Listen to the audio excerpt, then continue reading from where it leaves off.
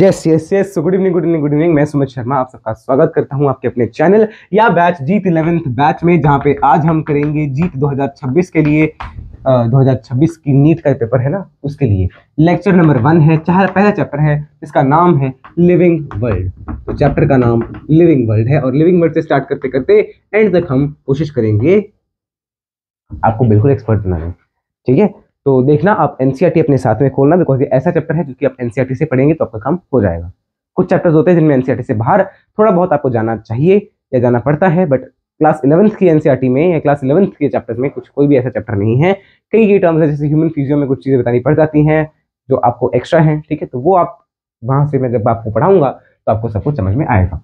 बोले जिंदा हो क्या आप जिंदा हो? मैं कैसे मानूं आप जिंदा हो? यही है कि लिविंग वर्ल्ड के बारे में हम कैसे मानेंगे कौन सा ऑर्गेनिज्म लिविंग है, कौन सा ऑर्गेनिज्म नॉन लिविंग है। तो सबसे पहला टॉपिक जो हमारे पास आता है that is what is living. What is living? Living क्या है?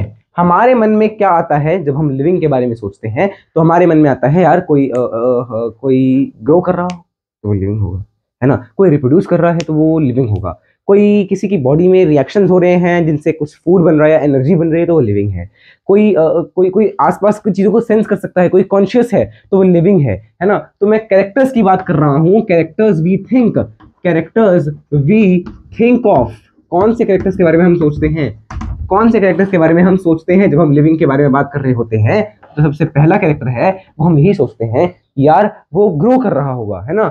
वो इतना सा इतना नहीं रहा, है ना। उसका ज़ायगोट इतना से इतना नहीं रह गया, इतना से इतना नहीं रह गया, वो बड़ा है ना। तो इस चीज को हमने बोला है ग्रोथ। तो ग्रोथ एक कैरेक्टरिस्टिक है, एक कैरेक्टर है, नॉट कैरेक्टरिस्टिक, एक कैरेक्टर है किसका? लिविंग होने का। नेक्स्ट, अच्छा फिर मैंने बोला कि यार ग्रोथ तो कर रहा है बट क्या वो रिप्रोडक्शन कर सकता है? ये भी एक हम कैरेक्टर ले सकते हैं कि यार ये रिप्रोड्यूस कर रहा है तो श्योरली ये क्या होगा? ये लिविंग होगा। That means reproduction. थर्ड अरे यार जैसे मान लीजिए पॉलन या कोई चौक की डस्ट मेरी आंख में गिरी, मेरी आंख ने जल्दी से जल्दी झपकना स्टार्ट कर दिया। मान लो मुझे किसी चीज़ की एलर्जी है, मेरी बॉडी में वो एलर्जिक रिएक्शन होने स्टार्ट हो गए, या ये चीज़ यार मेरे आसपास या मेरे को किसी ने पिंच किया, मैं उसको सेंस कर पा रहा हूँ, है ना। तो इसको हमने क्या बोला? कॉन्शियसनेस बोला। कॉन्शियसनेस, क्या हम अपने एनवायरनमेंट के रिलेटेड कॉन्शियस हैं? क्या हम किसी चीज को फील कर पा रहे हैं? क्या हम आसपास से रिलेटेड कॉन्शियस हैं? हमारे एनवायरनमेंट में क्या हो रहा है, सर्दी आई गर्मी आई, क्या हम ये देख पा रहे हैं? क्या हम इसको फील कर पा रहे हैं? If yes then we are living. ठीक है, फिर नेक्स्ट हम सोच सकते हैं कि यार कॉन्शियसनेस भी ठीक है, ये भी ठीक है ना। क्या ये इसको मैं अगर खाना खिला रहा हूं तो इस खाने को एनर्जी में ब्रेक डाउन कर पाएगा? इसको हम बोलते हैं मेटाबॉलिज्म। हमारे अंदर कई सारे रिएक्शंस हो रहे होते हैं, उन सारे रिएक्शंस के सम को हम बोल देते हैं मेटाबॉलिज्म। क्या वो शो कर पा रहा है? देखो ये सारी चीजें हमें बड़ी डिटेल में पढ़नी है लिविंग वाले टॉपिक में। तो पहला लेक्चर इन्हीं के ऊपर बेस्ड होगा। बोले कुछ और कैरेक्टरिस्टिक्स भी तो हो सकते हैं लिविंग के। हाँ, कुछ और भी हो सकते हैं, जैसे आपकी एनसीईआरटी कहती है, ये देखिए पहला पेज खोलिएगा एनसीईआरटी का, व्हाट इज लिविंग वाली हेडिंग में ये 4 पहले बताए हैं। Growth, reproduction, ability to sense environment, और उसके एनवायरनमेंट को सेंस करने के बाद इसको हमने बोले कॉन्शियसनेस। एनवायरनमेंट को सेंस किया एंड साथ ही में कुछ उसके रिलेटेड रिस्पॉन्स। जैसे मान लीजिए आपने एनवायरनमेंट को सेंस किया, बहुत सर्दी है तो आपने कंबल ओढ़ लिया, ये आपका रिस्पॉन्स था टुवर्ड्स दैट कॉन्शियसनेस जो भी आपको आई। ठीक है, फिर नेक्स्ट है metabolism, ability to self replicate बनाना, यानी रिप्रोडक्शन ही हो गया।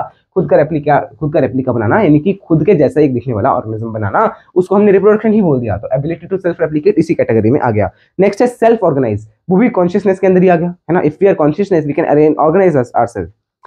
इसको आप ऐसा लिखिए, एक लिख लो सेल्फ कॉन्शियसनेस लिख लो। सेल्फ कॉन्शियसनेस हम अपने बारे में कितना जानते हैं?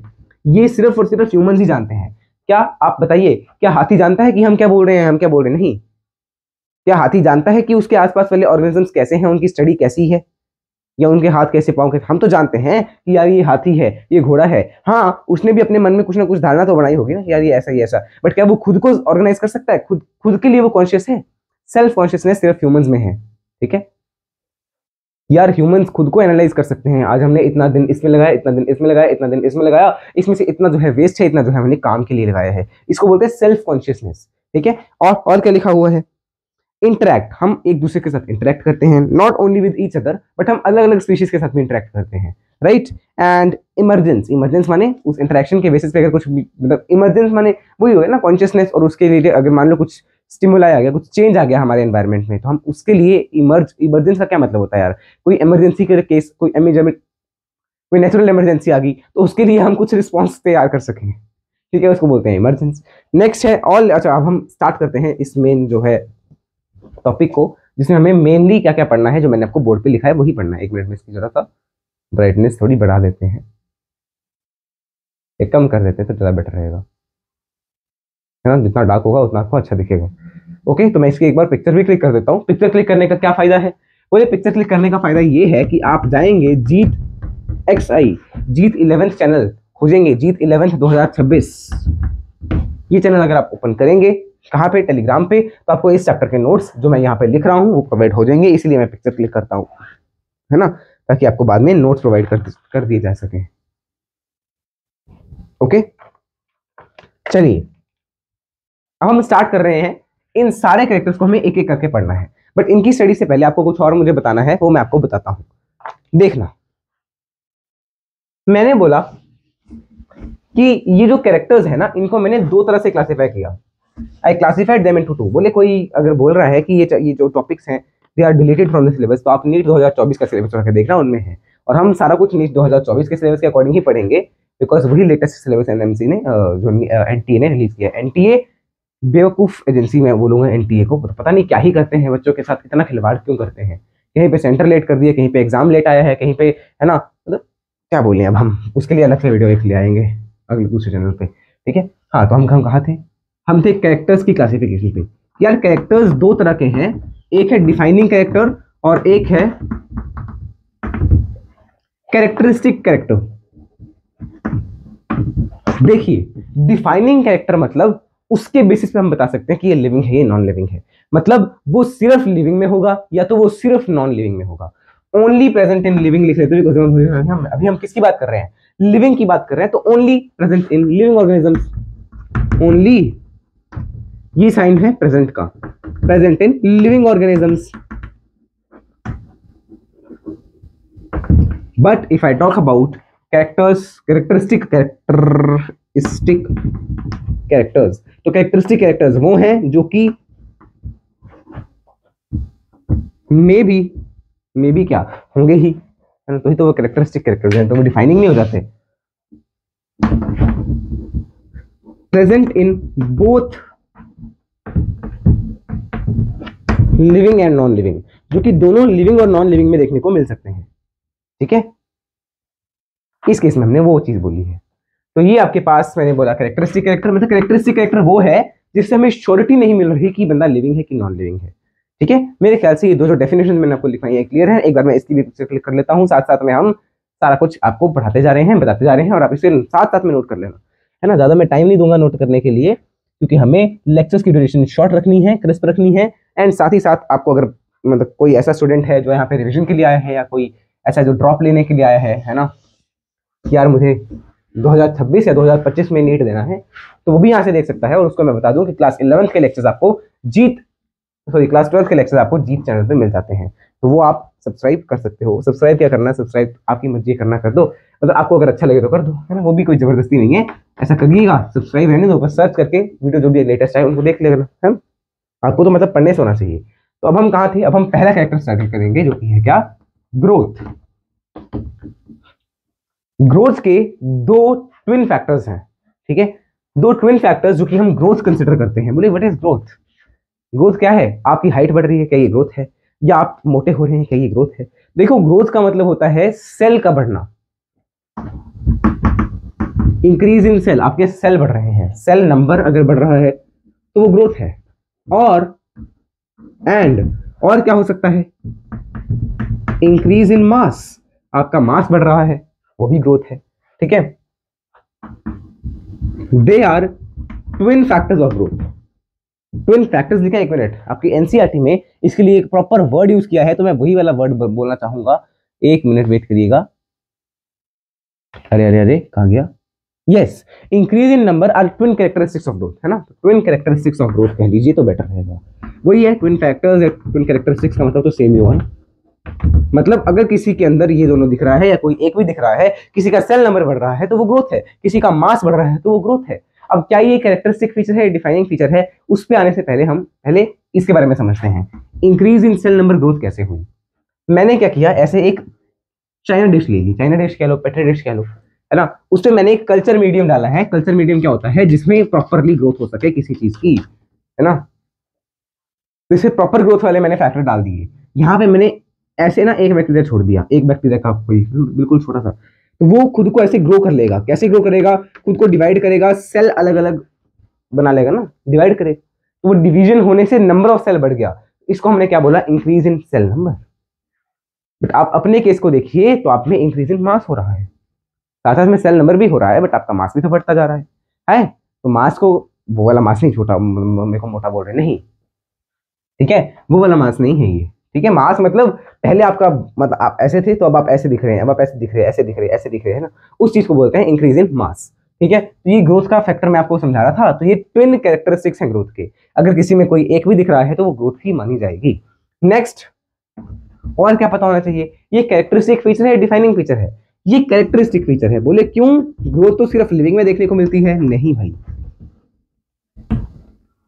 माना कि सेल नंबर लिविंग का ही बढ़ेगा, नॉन लिविंग तो सेल ही नहीं होते हैं, ठीक है, परंतु क्या मास नॉन लिविंग का बढ़ सकता है, हाँ, कैसे, कैरेक्टरिस्टिक फीचर कैसे है, mass of a non living also increases. कैसे, बोले यार ये क्या बोल रहे हो, ये चैनल रद्दी चैनल है, पढ़ाता नहीं है, पता नहीं क्या पढ़ा रहा है, गंदा पढ़ा रहा नहीं।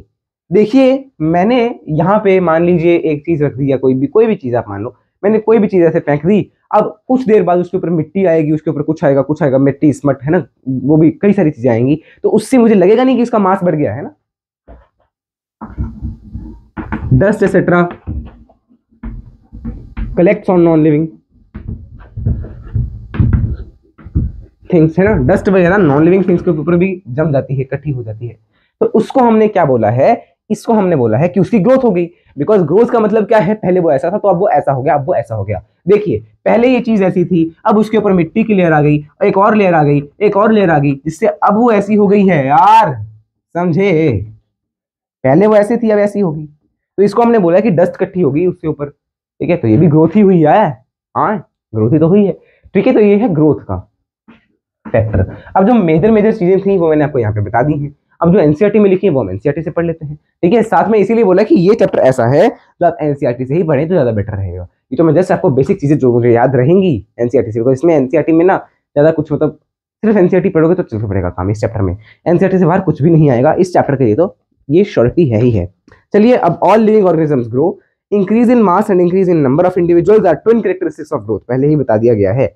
अच्छा, यहाँ पे ध्यान से सुनना है कि ग्रोथ कैसे होगी, ये सेल का नंबर कैसे बढ़ेगा। देखो सेल नंबर कैसे बढ़ेगा, सेल डिवीजन से बढ़ेगा, तो ये आपको मैंने बता दिया कि ये सेल डिवीजन से होगा, यूनिसेलुलर में भी होगा, मल्टी सेलुलर में भी होगा। यूनिसेलुलर में सेल डिवीजन को ही हम रिप्रोडक्शन भी बोल देते हैं, तो यूनिसेलुलर में रिप्रोडक्शन और सेल डिवीजन एक जैसे ही लगते हैं, बट मल्टी सेलुलर के केस में ये इंपॉर्टेंट लाइन है, इसलिए यहाँ पे लिखा रहा हूं। For higher plants and animals, higher plants and animal कैसे होंगे, मल्टी सेलुलर होंगे, डायरेक्ट एनसीईआरटी की लाइन है। Reproduction and growth are exclusive of each other, मतलब कभी भी एक साथ हम इनको डिफरेंशिएट नहीं कर पाएंगे कि वो रिप्रोड्यूस कर रहे हैं, सॉरी, कभी भी एक साथ नहीं होंगे, उनमें ग्रोथ का मतलब अलग होगा, रिप्रोडक्शन का मतलब अलग होगा, बट जो लोअर प्लांट्स हैं, लोअर चीजें हैं, उनमें ग्रोथ और रिप्रोडक्शन का मतलब सेम है, क्योंकि जब वो रिप्रोड्यूस करेंगे तो एक सेल से दो सेल बनेंगे, और उसी को तो हमने सेल नंबर में बढ़ना बोला, और उसी को तो हमने ग्रोथ बोला, है ना। देखना, लोअर ऑर्गेनिजम्स में ग्रोथ को आप रिप्रोडक्शन कह सकते हैं, बिकॉज एक्चुअली हो क्या रहा है, रिप्रोडक्शन में एक सेल से दो सेल बनता है, उनमें एक सेल था, यूनिसेलुलर है ना, लोअर ऑर्गेनिज्म भी कौन से, यूनिसेलुलर की बात हो रही है, यूनिसेलुलर की बात हो रही है। ये पहले एक सेल था, अब ये दो सेल में बदल गया, भाई सेल तो बढ़ गए, उसी को तो हमने क्या बोला, ग्रोथ बोला। अब बोले कि रिप्रोडक्शन में सेल थोड़ी बढ़ते हैं, रिप्रोडक्शन में सेल बढ़ते हैं क्या, नहीं, रिप्रोडक्शन में तो एक गमीट आया, दूसरा गमीट आया, आपस में जुड़ गए और उससे नया ऑर्गेनिज्म बनेगा। इससे नया ऑर्गेनिज्म कैसे बना, सेल डिवीजन से बना। क्या इससे नया ऑर्गेनिज्म सेल डिवीजन से बना, नहीं, इससे नया ऑर्गेनिज्म सेल डिवीजन से नहीं बना है। हाँ, माना कि मियोटिक डिवीजन हुई, उससे गमीट बने, गमीट फ्यूज हुए, फिर जायगोट बना, जायगोट में अलग अलग डिवीजन हुई, उससे बना। बट क्या नया ऑर्गेनिज्म डायरेक्टली ऐसे बन गया, एक ऑर्गेनिज्म से दो ऑर्गेनिज्म? नहीं, ऐसे थोड़ी बना है। ठीक है, तो ये आपको मैंने यहाँ का पॉइंट का रेफरेंस दिया है। मेरे ख्याल से क्लियर है। अब आगे आगे जो भी चीजें आती जाएंगी वो हम पढ़ते जाएंगे। ठीक है, ये मुझे जैसे याद आया मैंने बता दिया। In plants this growth is done by cell division occurs. अच्छा, ये चीज रह गई कि प्लांट में, ये चीज भी देख लीजिए, ये चीज भी यहीं पे लिख लो, कहीं ना कहीं जगह है क्या? हाँ, यहाँ पे कर लो, यहाँ पे नोट डाल के लिख लीजिएगा। इन प्लांट्स में ऐसे सेल्स होते हैं, ऐसे टिश्यू होते हैं, मेरिस्टेमेटिक टिश्यू, जो आपने क्लास 10th में पढ़े होंगे। क्लास 10th का रिजल्ट अभी अभी आया है, क्लास 12th का रिजल्ट अभी अभी आया है, उसमें आपने पढ़ा होगा ना। In plants meristematic tissues grow continuously, मतलब ग्रो नहीं, मतलब वो क्या करते हैं, डिवाइड करते हैं। तो एक्चुअली तो ग्रोथ ही हो गई, बट हम डिवाइड लिखेंगे तो ज्यादा बेटर रहेगा। Divide continuously. देखो, ये ऑर्गेनिज्म डिवाइड नहीं कर रहा, उसका एक सेल डिवाइड कर रहा है। उसका सेल डिवाइड किया तो उससे दो सेल बने। यहाँ पे भी इंक्रीजिंग सेल नंबर हो रहा है। यहाँ पे तो ऑर्गेनिज्म ही एक सेल है, एक ही सेल ही ऑर्गेनिज्म। अब ऑर्गेनिज्म ही दो में डिवाइड कर गया तो दो ऑर्गेनिज्म बन गए। इसी को हमने बोला रिप्रोडक्शन और इसी को हमने बोल दिया ग्रोथ। बट इस केस में क्या है, प्लांट्स में मेरिस्टेमेटिक सेल्स डिवाइड कंटिन्यूअसली। तो क्या प्लांट्स की ग्रोथ रुकी हुई होगी? नहीं, प्लांट्स की कंटिन्यूअस ग्रोथ होती है, कंटिन्यूअस ग्रोथ। मेरे ख्याल से ये आपको समझ में आया। बट एनिमल्स में एक सर्टेन टाइम के बाद ग्रोथ रुक जाएगी। जैसे आपको पता है, आपकी हाइट भी देख लीजिए, अपनी हाइट के बारे में बात कर लीजिए। वो तो वैसे हाँ, आप मान सकते हैं कि increase in mass, but increase in mass हो भी सकता है बाद में भी। ठीक है, आपने जनरली सुना होगा कि 18 साल के बाद आपकी हाइट नहीं बढ़ती। ठीक है, तो वैसे ही प्लांट्स में ऐसा कुछ नहीं है, प्लांट्स में उनकी हर हाइट बढ़ती जाएगी। ठीक है, माना कि एक टाइम के बाद वो भी रुक जाती है, फिर क्यों रुकती है, कैसे रुकती है, वो हम पढ़ेंगे अगले चैप्टर्स में। ठीक है, तो ये ग्रोथ के बारे में आपने जाना है। प्लांट्स में there is unlimited growth. Plants में ये सारी चीजें आप लिख लीजिएगा अपने नोट्स में। There is unlimited growth, but animals में the growth is limited. Animals में इट इज लिमिटेड ग्रोथ। ठीक है ना। चलिए आगे देखते हैं एनसीईआरटी क्या कहती है। In animals, this growth is seen up to a certain age. However, cell division occur in certain tissues to replace the lost cell. ये तो आपको पता ही है, सेल डिवीजन होती रहती है ताकि पुराने जो, मान लीजिए सेल कोई डेड हो गया तो उसकी जगह नया सेल बनाना पड़ेगा ना। तो इसी को तो हमने ग्रोथ भी बोला है, क्योंकि सेल नंबर तो बढ़ रहा है ना। ठीक है, नेक्स्ट वन कैन, अच्छा ये देखना, unicellular organism grow by cell division. Unicellular organism grow by cell division. Cell division कोई तो आप उसमें असेक्सुअल रिप्रोडक्शन करते हो ना। ठीक है, तो यहाँ पे आप सेल डिवीजन लिख लो या असेक्सुअल रिप्रोडक्शन लिख लो।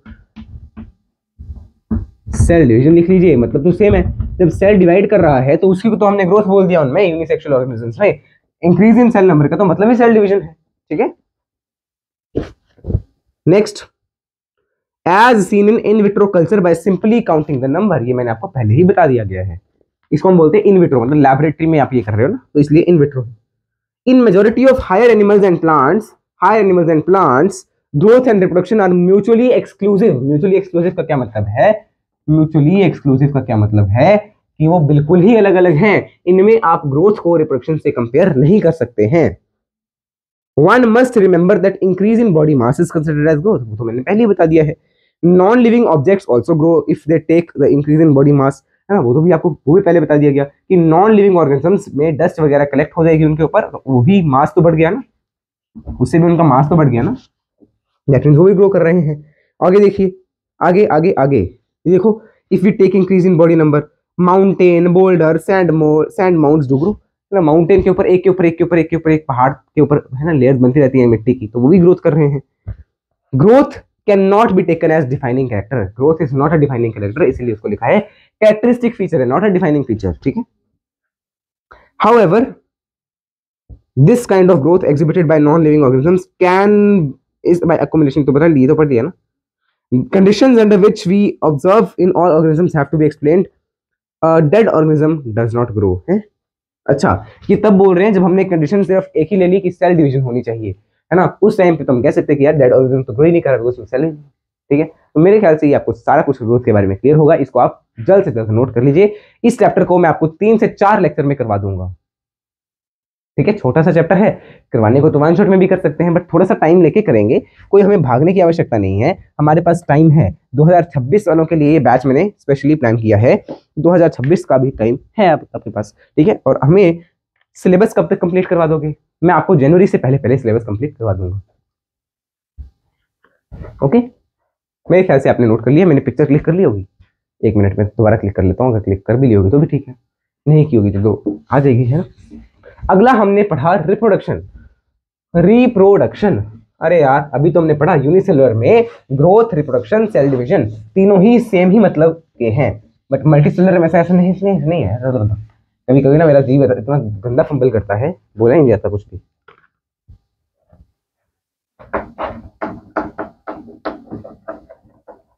अगला है रिप्रोडक्शन। रिप्रोडक्शन क्या है? Production of similar offspring as a parent similar to parent की जैसी होनी चाहिए, है ना, इसी को हमने बोला है रिप्रोडक्शन। अब क्या ये लिविंग होने का कैरेक्टरिस्टिक फीचर है कि डिफाइनिंग फीचर है? नहीं, ये भी डिफाइनिंग फीचर नहीं है, ये भी कैसा है, कैरेक्टरिस्टिक फीचर है, क्योंकि ये भी सब में आपको देखने को नहीं मिलता है। जरूरी नहीं है कि मैं रिप्रोड्यूस नहीं कर रहा, है ना, मान लीजिए मैं अपनी अच्छे से नहीं रिप्रोड्यूस कर रहा, कर सकता हूं बट मैं अपनी इच्छा से रिप्रोड्यूस नहीं कर रहा, तो क्या मैं लिविंग नहीं होऊंगा? नहीं, अभी आपने भी कभी रिप्रोडक्शन अभी तक नहीं किया होगा। अब कुछ होंगे जो इतने बेवकूफ होंगे कि वो, क्या बोलूं, कैसे एग्जाम्पल दे दिया मैंने, ठीक है।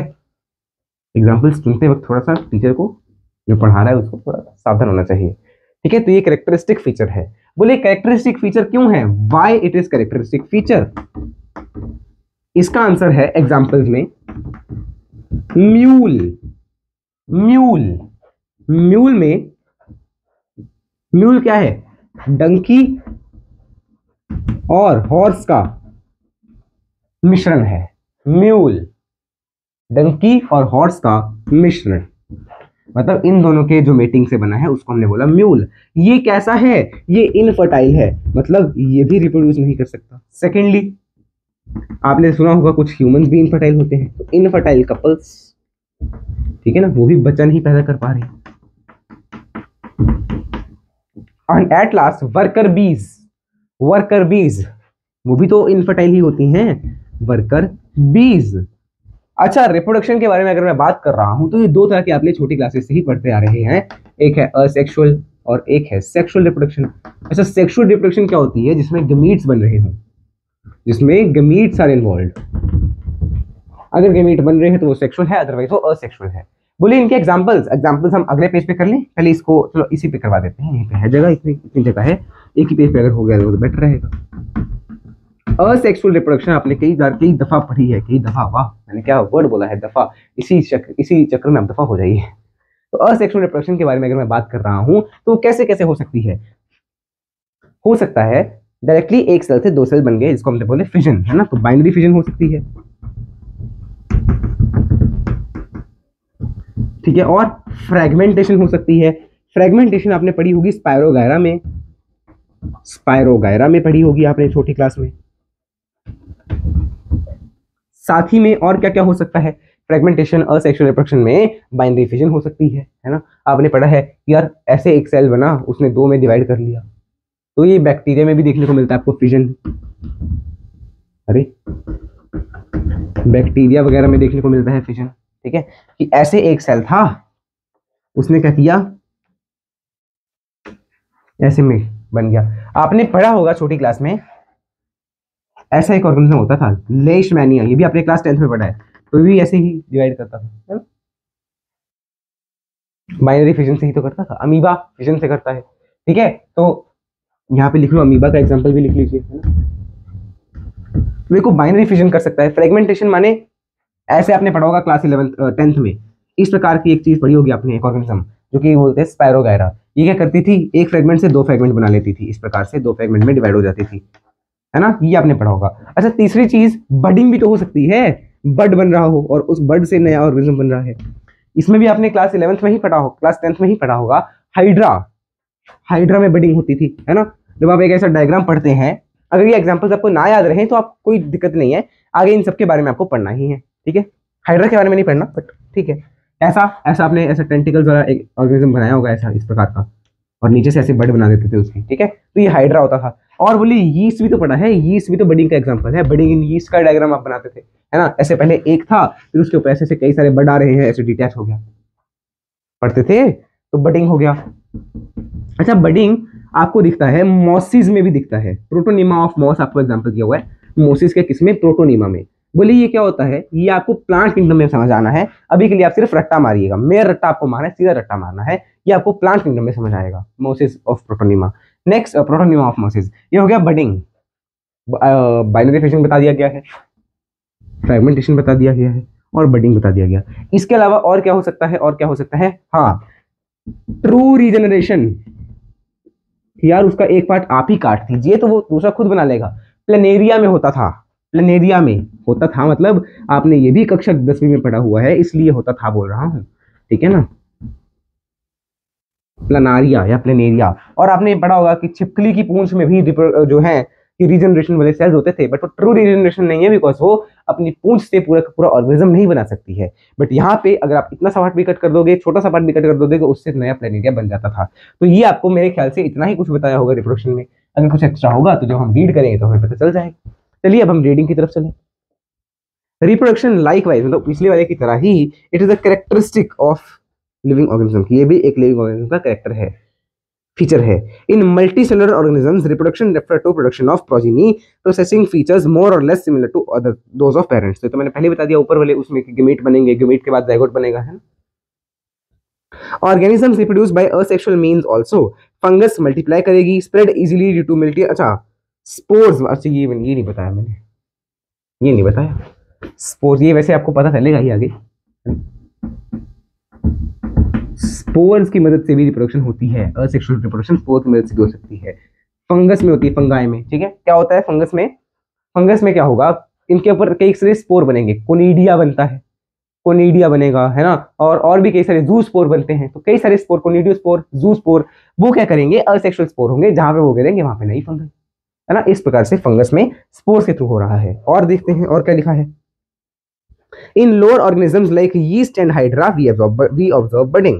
In planaria, flatworms, we observe true regeneration. A fragmented organism regenerates the lost part of its body and become a new organism. तो ये सब मैंने आपको यहाँ पे लिखवा ही दिया है। The fungi, the filamentous algae and protonema of mosses all multiply by fragmentation. Fragmentation का कहाँ पे है, Spirogyra। ओए मैंने उल्टा लिखवा दिया, यहाँ इसमें क्यों लिखवा दिया ये। मोसेस का प्रोटोनिमा तो फ्रेगमेंटेशन से करता था।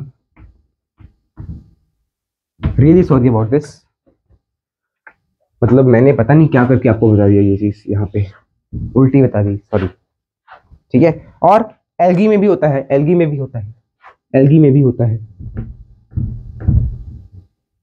ठीक है। तो एल्गी, फंजाई और इस सब में है ना। तो the fungus, filamentous algae, filamentous algae कौन सी है आपको पता चलेगा आगे। प्रोटोनिमा ऑफ मोसिस सारे जो है फ्रेगमेंटेशन करेंगे।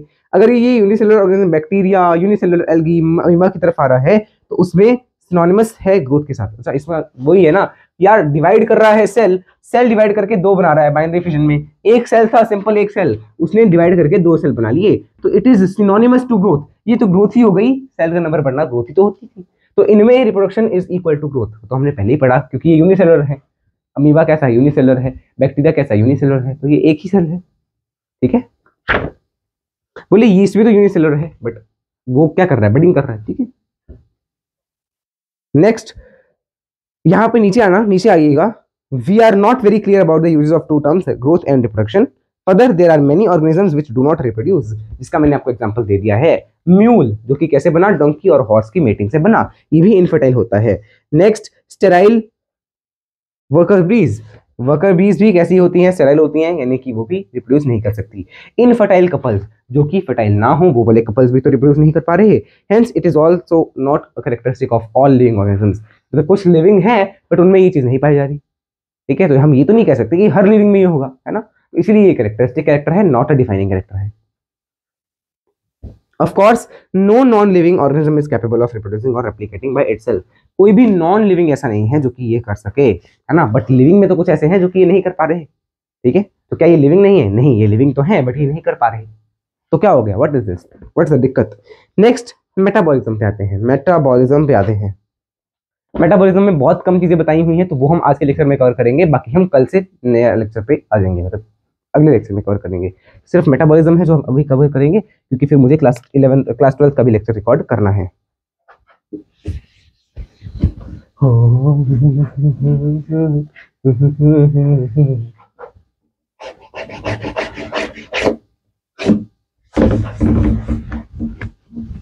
ऑलराइट,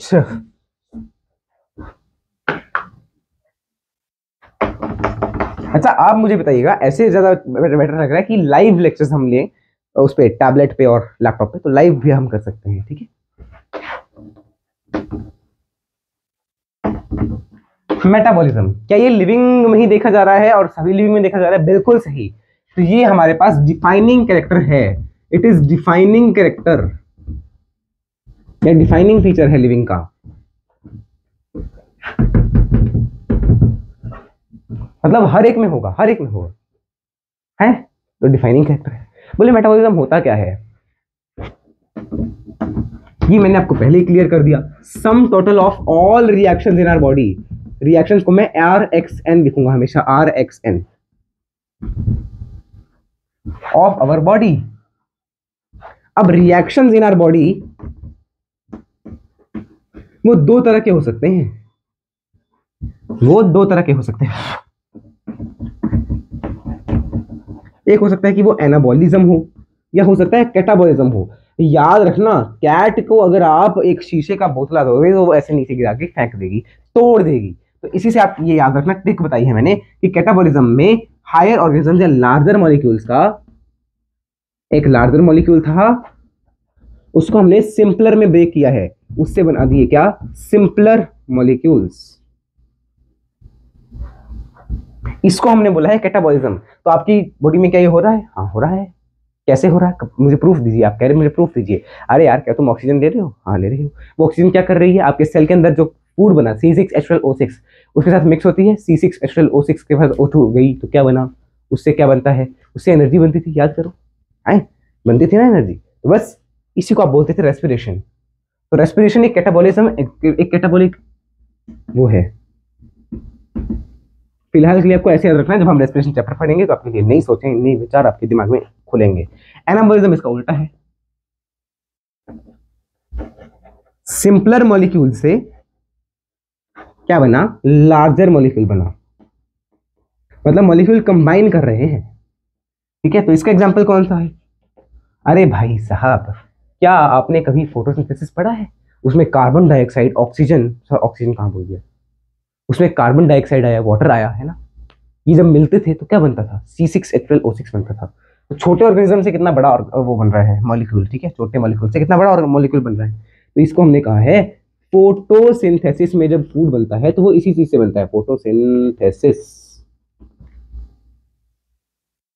ठीक है ना भाई साहब। तो फोटोसिंथेसिस एंड रेस्पिरेशन, मेरे ख्याल से ये आपको मेटाबॉलिज्म के बारे में समझ आ गया होगा। तो मेटाबॉलिज्म में ये दोनों आता है, मेटाबॉलिज्म में ये दोनों आता है। क्या क्या आता है मेटाबॉलिज्म में? मेटाबॉलिज्म में आता है कैटाबॉलिज्म और साथ ही में एनाबॉलिज्म, क्योंकि दोनों चीजें ही तो रिएक्शंस हो रही हैं ना आपकी बॉडी के अंदर। तो ये सम टोटल ऑफ द रिएक्शन यही तो हो गया यार। दो तरह के रिएक्शन हो रहे हैं और उन दोनों को मिला के आपने क्या बोल दिया कि वो कैटाबॉलिक, वो एनाबॉलिक, वो मेटाबॉलिज्म, ठीक है। तो बस आज के लेक्चर में हम इतना ही कवर करेंगे। अभी कुछ वेट करना, अभी एनसीईआरटी में हो सकता है कुछ छूट गया हो हमसे, है ना, तो वो हम अभी नोट कर लेंगे। Another characteristic of life is metabolism. All living organisms are made up of chemicals. These chemicals belonging to various classes, size, function are constantly being made and changed into some other biomolecules. The conversion are chemical reactions or metabolic reactions. In conversion को ही हमने बोला है chemical reaction, है cell reactions। अरे भाई मैंने बोला chemical reaction होगा बट लिख सेल दिया होगा, है ना। chemical reaction लिखना था, समझाया मैंने, केमिकल रिएक्शन बोल के ही है, ठीक है। तो केमिकल रिएक्शन जितने भी हमारी बॉडी में हो रहे हैं उसी को हमने बोल दिया मेटाबॉलिक रिएक्शंस। आगे there are thousand of metabolic reactions occurring simultaneously inside our living body, be they unicellular or multicellular. Unicellular में भी है, मल्टीसेलुलर में, हर एक उसमें दिखते हैं ये, है ना।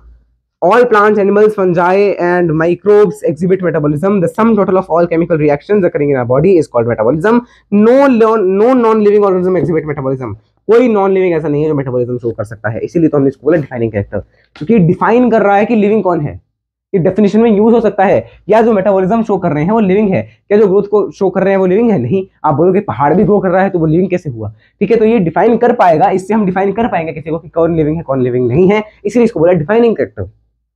Metabolic reactions can be demonstrated outside the body. हाँ, हो सकता है कि हम इन रिएक्शंस को, ये जो है ये हम बाहर भी बना लें, फूड है ना, ये जो कर रहे हैं हम ब्रेकडाउन बाहर भी कर सकते हैं, बट क्या अब जहां पे मैंने जिस कंटेनर में मैंने ये किया, क्या वो अब ऐसे चलना शुरू कर देगा? हाँ हाँ हाँ मैं तो सांस ले रहा हूँ? नहीं, व्हाट इज दिस, ऐसे थोड़ी करेगा वो यार, है ना। वो रिएक्शन लिविंग है, इनको बोलेंगे लिविंग रिएक्शन है, बट वो कहाँ हो रहा है? लेबोरेटरी में हो रहा है, तो क्या वो लिविंग सिस्टम के अंदर हो रहा है? नहीं, ठीक है ना। लिविंग सिस्टम के अंदर भी जरूरी थोड़ी है ये रिएक्शंस हम बाहर नहीं करवा सकते, हम ये रिएक्शंस बाहर भी करवा सकते हैं, बट क्या जहां पे हम करवा रहे हैं वो जिंदा हो जाएगा? नहीं, तो अभी भी मरा हुआ है, ठीक है ना। तो मेरे ख्याल से ये क्लियर है, तो इसीलिए हम इसको बोले डिफाइनिंग कैरेक्टर है।